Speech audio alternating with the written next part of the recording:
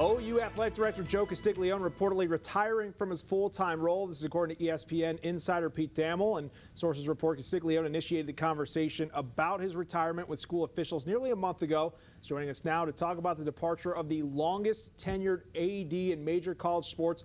Fox 25's Colby Daniels. And Colby, when you talk about Joe and his accomplishments here, lots of national titles, putting this program on the map, I guess the first question that a lot of fans are wondering is, what does this resignation or retirement really mean for OU? Yeah, I mean, look, this is a guy that is an all-time great athletic director in the history of college athletics, so it certainly hurts, but I think, he's not walking out the door tomorrow, so there's no reason to hit the panic button. I think what he's been is a stable force in the ever-changing landscape, the unstable landscape of college athletics. I mean, think about how different college athletics are today from where they were 5 years ago, and this guy has been on the job for 27, 28 years. So it's changed a lot, but he's been a stable force throughout that change. Now the future, looks a little bit like a question mark, and that's not necessarily a bad thing, but maybe you don't have that security blanket. Yeah, you talk about that changing landscape. Is this one of those situations where the guys realize that, like, this is changing to a way that maybe I'm not necessarily, or don't have the skill set for? Because I think a lot of those,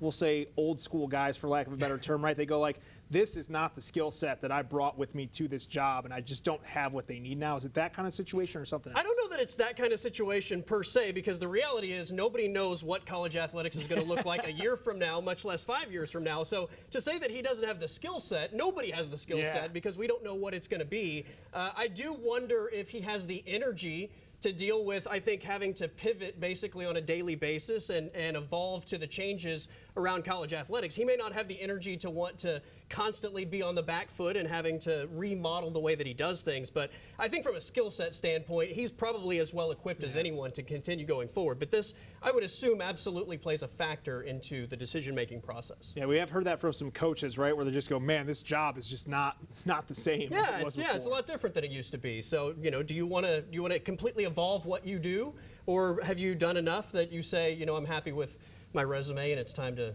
start something new? And there's still some time here, but OU fans and OU as a program, right, they always have a plan, and these systems are in place before the transition and the changing of the guard.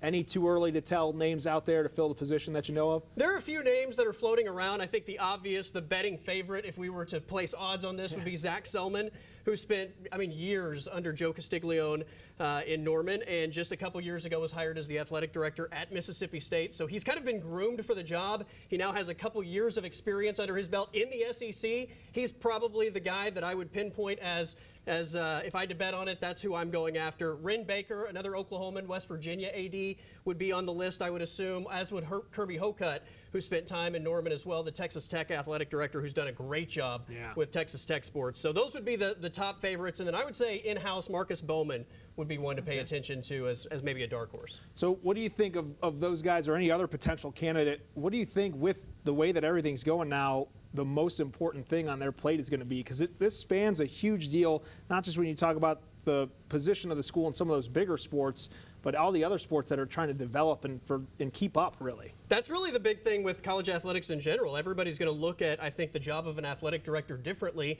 because some college athletic departments value football as the moneymaker, and others, are going to try and spread that pie to, gymnastics or women's basketball or lacrosse. Everybody's going to kind of divvy up the pie differently. So I think trying to balance all of that with the juggernaut that is football is probably the biggest challenge. A lot of national championship contending programs in Norman as well. Right. So it's going to be a lot of work for whoever comes in. Colby, we thank you. We'll catch up with you a little bit in about a half an hour. Huge story coming out of Norman for us here. And the Big 12 Conference hosting its Media Day starting tomorrow in the DFW Metroplex. So Oklahoma State players take the stage Wednesday. We're going to find out more about their rivals in the conference. And Colby, going to have live, look at that, there we go. We got the good picture for you there. Colby's going to have live reports from Frisco tomorrow and Wednesday at 5 and 9. Man, it feels like you just got done reporting on the Thunder. We're already back into Media Day, so we'll get that all taken care of for you. We'll have that every night at 5 and 9.